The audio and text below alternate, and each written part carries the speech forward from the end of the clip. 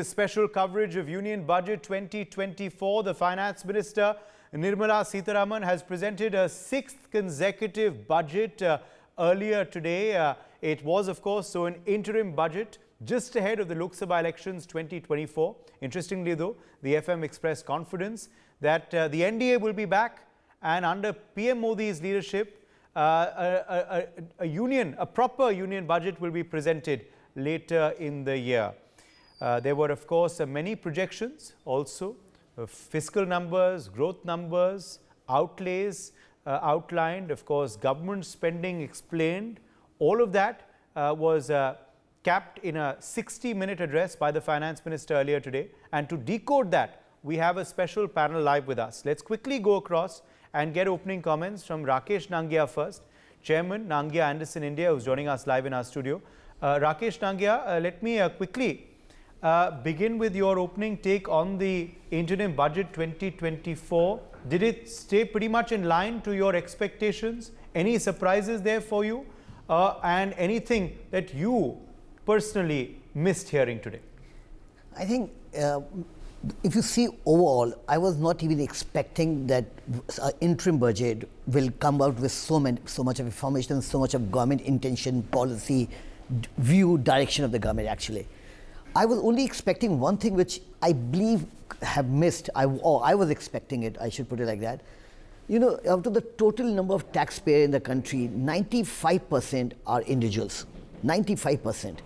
I was expecting government may give some tweaking so that you get a relief to 9.5, almost 9 crores people, a relief something on taxation, not as a tax budget, but only to that extent. I feel that has been not answered, or maybe my expectation was more, the government may touch the ordinary life, give them some basic exemption, give them tweak the standard deduction or ATC, which has not happened. But you see, as an overall budget is concerned, the government vision, the government direction, the government of what they way ahead thinking, that has been outlined. And the most important thing which the government has done in this budget, by making an outlay on infrastructure of 11 lakhs crore in all the infrastructure combined together. You see, in every scheme, not in many of the cases the government has given an outlay, but the first most important item the government has given an outlay, clearly shows the intent of the government that the commitment on the infrastructure continues. Infrastructure remains the backbone for the country. If this country has to move to the 7 trillion economy, if this country has to move to the third largest economy, your infra has to be in place. And infra means the entire ecosystem, the structural changes which is required in the economy. And whether it is roads, whether it is bridges, whether it is aviation, whether it is ports, whether it is energy, whether you name it, anything, all the infrastructure need completely to make India a global powerful economy and inching close to the 7th trillion economy by the end of this decade. Absolutely. Let me also bring in Rahul Garg into the conversation, partner PwC and ASSOCHAM chairman for Direct Tax Committee. Rahul, okay, before I come to you, Rahul, I want to get in another very special guest. We were just touching upon infrastructure and highways. Well, someone who, of course, has also been very crucial in that ministry is with us now live. General V.K. Singh, MOS, Government of India, is joining us live. Of course, he's worked very hard on the civil aviation of the country and also on surface transport and highways. General V.K. Singh, thank you very much for joining us on NewsX. Are you able to hear me, sir? Yeah, I'm ready to join. Okay. General Singh, welcome to the show, and thank you for being with us once again. Let me quickly get started by asking you about what you believe was the main takeaway of today's interim budget. Do you believe that we have seen a structural change happen in the Indian economy over the last few years, with roti, kapda, makan, bijli, sadak, pani reaching the common man and spreading far and wide across the length and breadth of the country?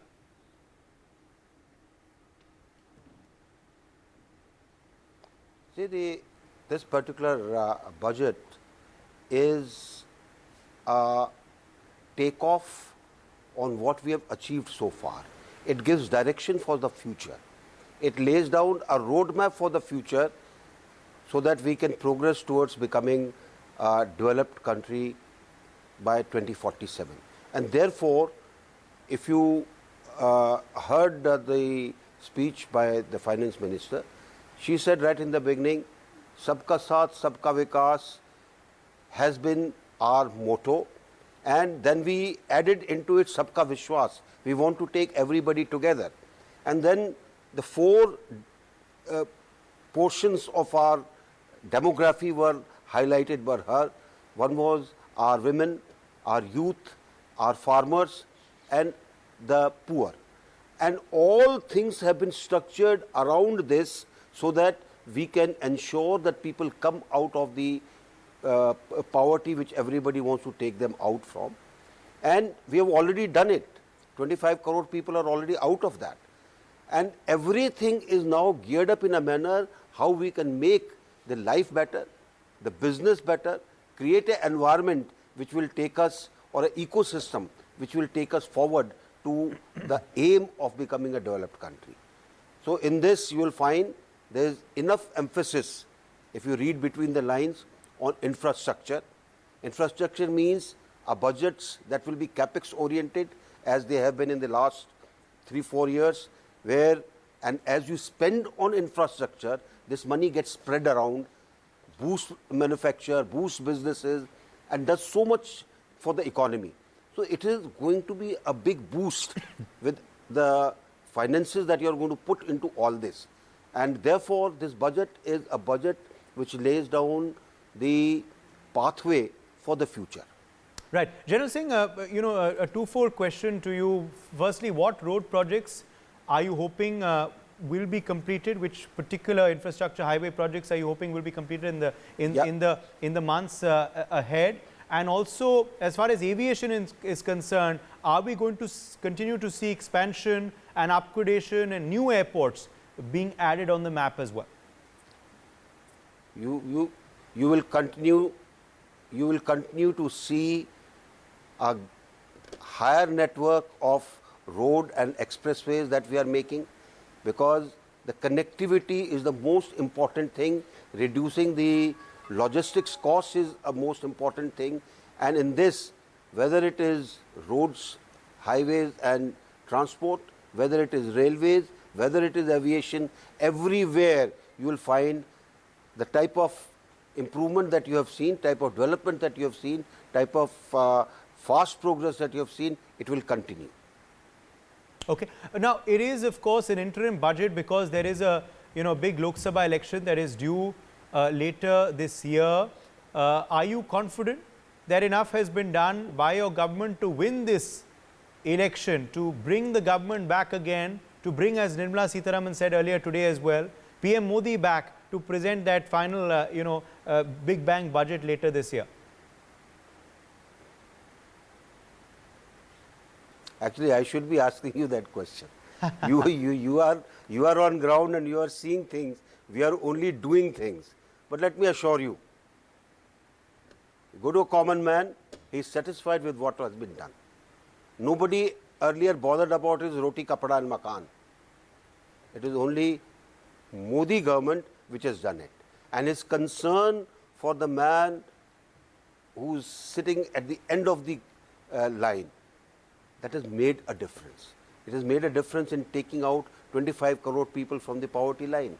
It has made a difference in ensuring that a marginal farmer also earns and is not always in a debt. There are many structural changes that have come about. Look at the self-help groups. Look at what it has done for empowerment of our women and increasing their income. The promise that he would make 3 crore drone didis. Self-help groups. You are taking people out from there, training women to go and do tasks which otherwise were taking money and time. They would be a vital force where India is concerned. Similarly are the things where youth are concerned. Look at the amount of emphasis that has been given where research is concerned. It is all taking India forward. It will create jobs. It will ensure business environment improves. It will ensure people are motivated to take on various other things. Right. What will you say though to the opposition? The opposition is naturally come out and criticized what they've heard today from the FM. They've trashed the economy of the country and the budget today, what will you say to the opposition critique and criticism? Well, I personally think that opposition has the onerous task of always criticizing. I would like them to introspect. I would like them to look within themselves. Were the things same when they were in power? Isn't India far better than what it was in their time? And let them put their hand on their heart and say it without letting others hear it. I am quite sure the answer they would always find is that India is in a much better position today. India is recognized as a country which is much better. Look at the amount of boost that will be given to tourism. Look at everything which the Prime Minister has done with farsightedness. 52, 56 different cities the people from G20 went to. They saw India, they saw the diversity of India, they saw the beauty of India, and that is going to increase tourism. It is already done. Much more is going to happen. Yes. Another specific, though technical question for you, with capex at 11 lakh crore rupees, some analysts are saying perhaps it would have been tempting for the government to cut back and give some tax incentives instead. What would you say on this, sir?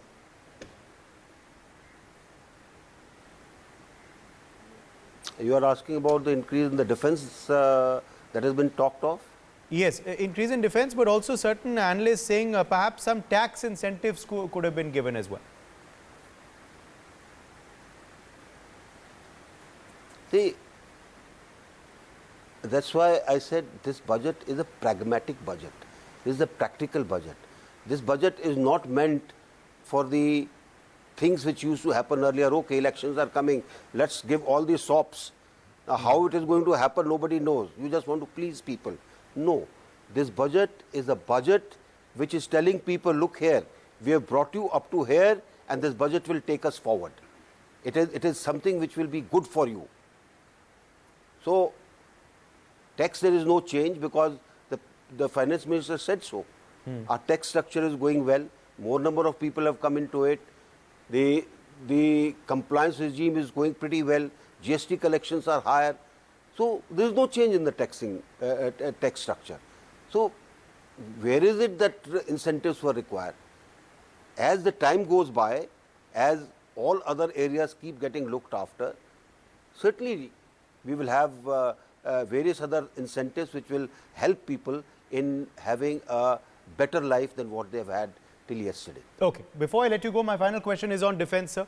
As you were saying, I'd like you to weigh in on that as well, the outlay for defense and how your government has viewed the defense sector and the amount allocated for it over subsequent years in the last few years. See, when you look at this interim budget, there are certain directions given in this where the defense is concerned.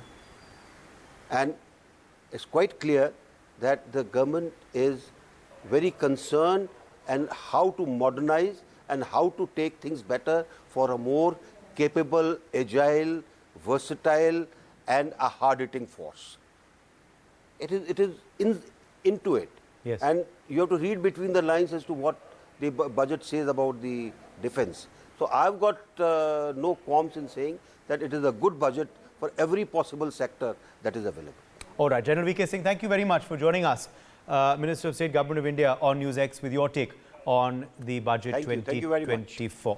Let me go back to Rahul Garg. Rahul, sorry I quickly interjected there to get in General V.K. Singh's interview on the budget, but your take overall, what you made of the budget, and also you can perhaps answer that, since your expertise on tax, of course, that, the analysis that's coming in from Sun with capex at what it is, wouldn't it have been tempting for the government to cut back a bit, give some tax incentives, which didn't happen though?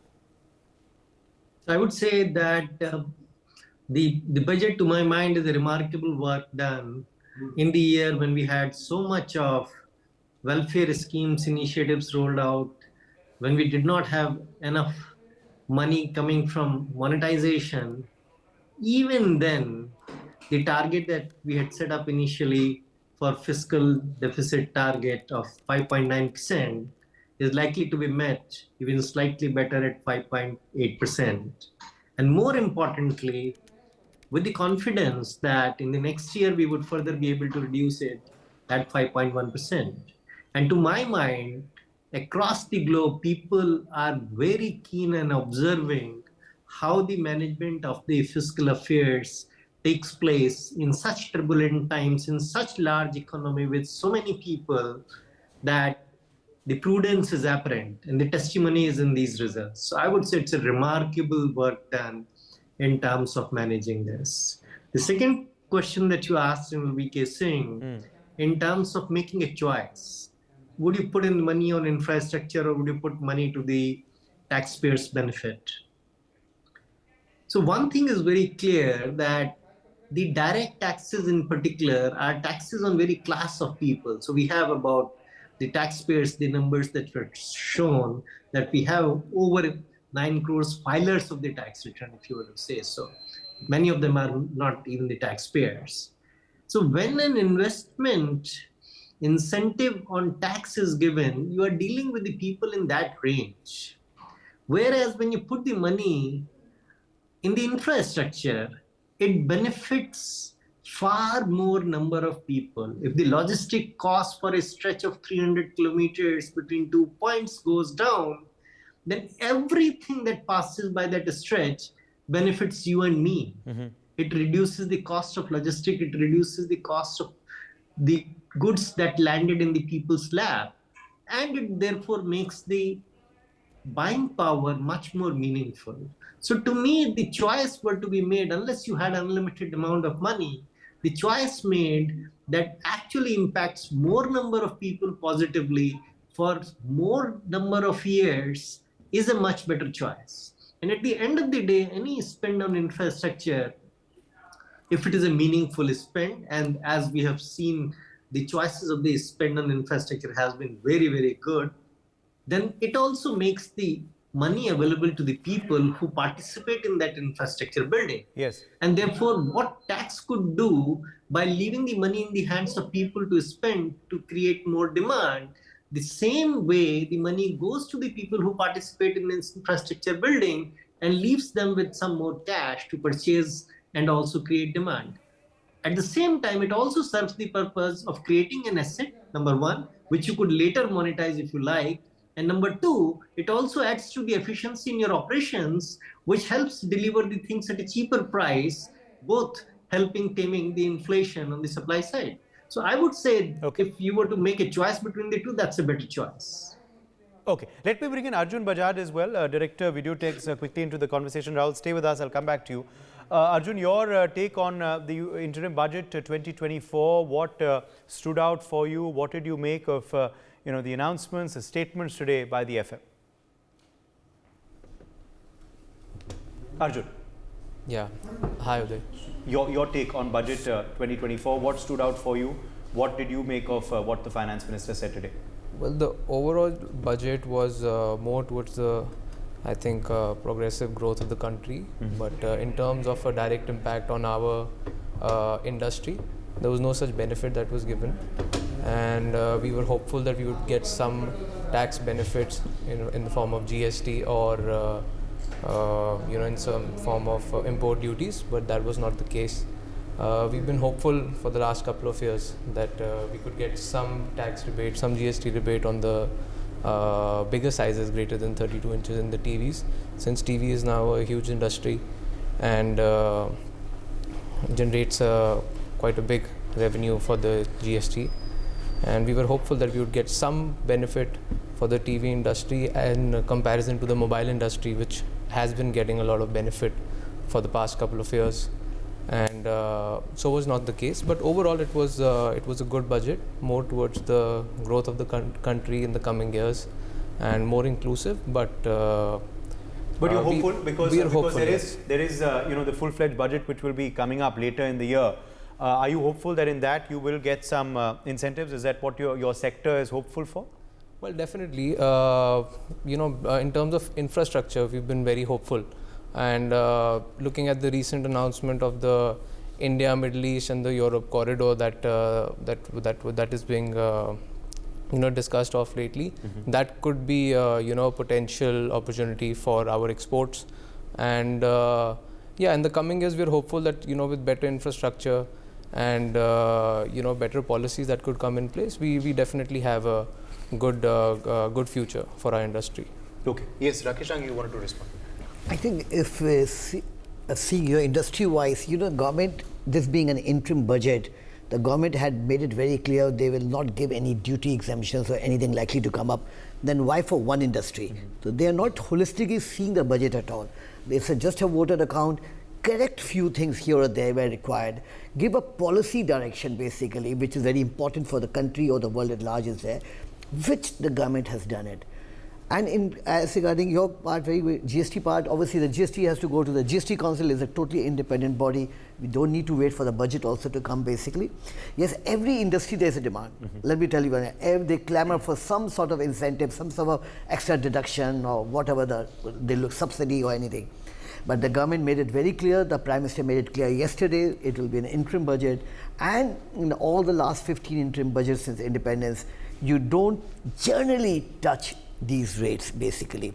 They will only touch small thing which is the balancing thing or required for larger industry, larger public at large is concerned, and they can't wait for 3-4 months until the budget comes.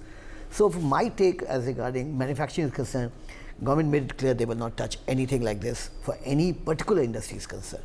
And they have not done it for any industry. The rate tweaking has not been done. Yes. Okay, let me quickly bring in Dr. Abhay Sinha as well, DG Services Export Promotion Council by the Ministry of Commerce and Industry, who's also joining us live. Dr. Abhay Sinha, welcome. Thank you for being with us today.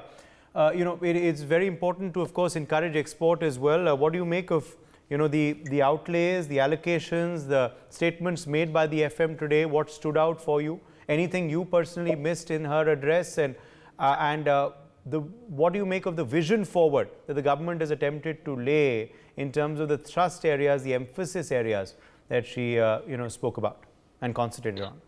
Thank you for this opportunity. In fact, we do complement the budget announced by Honorable Finance Minister. And of course, we find that new lease of directions being given in the services sector.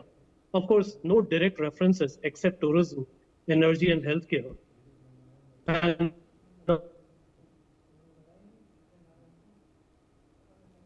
I think we have lost Abhay there. Okay, we'll try and get him back in just a second. But Varun Gupta, co-founder Bolt, I think is also joining us now live. Varun, welcome to the show. As far as you are concerned, what is your take on the budget 2024? What is your marks perhaps to it? What is your expectations that perhaps some have been met? Anything that personally was missing for you and your sector?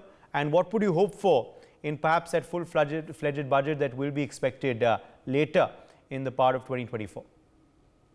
Sure. Thanks for the question. So while I represent consumer electronics, so I'd love to share my opinion on how we as a sector and I as a founder of a consumer, how do we look at this sector? So while the interim budget 24 has laid out some financial commitments across various fronts important to the electronics and technological manufacturing sector, the effectiveness, however, in these allocations is addressed, and the nuanced challenges we are yet to be seen are actually to be seen until when we see the financial annual budget in the month of July. However, looking at the current interim budget, following my findings, keeping in mind our sector, which is consumer electronics and tech manufacturing, number one, research and development, the establishment of a 1 lakh crore rupee corpus with a 50-year interest-free loan provides a huge potential source of a long-term interest-free financing. And as a founder of a consumer electronics brand, accessing such funding avenues could be beneficial for expanding Bolt's research and development and innovation initiatives. So we need to have programs that combine such powers of youth and technology going ahead further as well. Secondly, in import duties, the finance minister had quoted that this year they're not planning to propose any changes to taxation and propose or any tax cuts in this category. However, certain tax benefits to startups and investments made by the sovereign wealth and pension funds have also been announced. And in fact, to provide continuity in taxation benefits, these benefits have been extended to 31st of March 2025. Having said that, our parent category is electronics, and we've seen one major development happening there, where we've seen that the government has announced the import duty in the mobile phone parts has gone down from 15% to 10%. Yes. On parts and components like battery covers, camera lenses, back covers, and plastic and metallic, other metal mechanical items, including GSM antennas. Now, what that does is it allows a lot of domestic manufacturing to be promoted, and it promotes a lot of smartphone manufacturing, global giants and behemoths and conglomerates, including some smartphone manufacturing firms, to the brands to start localizing the components and promote assembly and manufacturing of all of these components within India. Lastly, from an FDI perspective, we in a consumer electronics segment are heavily affected, and we do see a lot of FDI influxes. In fact, a lot of my competition has seen recent FDI influx from global brands and global investors. This sector, especially with the establishment of the GIFT Gujarat Infrastructure International Financial Technological Center, we've seen a lot of major initiatives being taken by the government, including where they've set up a huge gift city within Gujarat, which is inviting a lot of FDI investments globally from international enterprises, Yes. both in the fintech sector, the financial sector, and in manufacturing in every sector, which is also directly and indirectly promoting, giving out concessional tax rates, GST exemptions, income tax rates, and there's a lot more happening on that front. So we definitely welcome the FDI influx and the government's impetus and focus on FDI to promote domestic manufacturing and the entrepreneurship in the country. Okay, well, we've spoken about domestic manufacturing. For more such videos, subscribe to the NewsX YouTube channel, hit the bell icon.